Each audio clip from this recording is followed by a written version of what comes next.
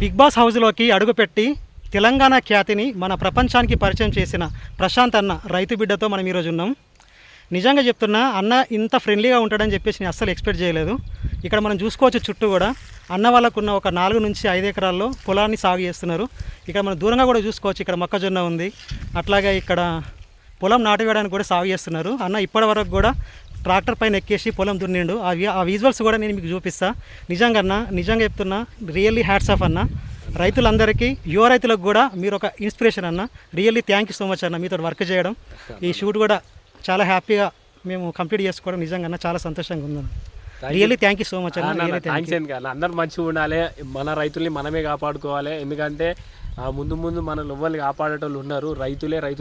రైతుల్ని రైతు కొడుకులు మాత్రమే కాపాడతారు. రైతుల బాధ రైతు కొడుకులే చెప్పాలి. ఇంకా ముంగడి పోవాలి, మన వ్యవసాయం చేసుకుంటా 10 మందిని బతికిస్తాం. కానీ భూతాలు ఎప్పుడు రైతుని మోసం చేయాలి.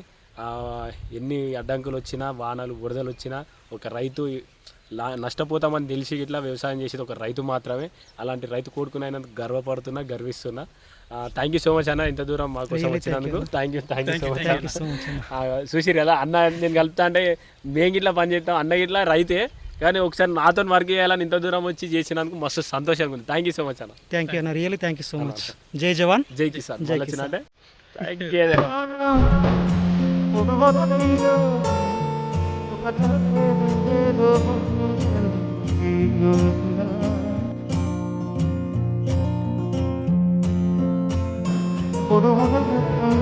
సమయం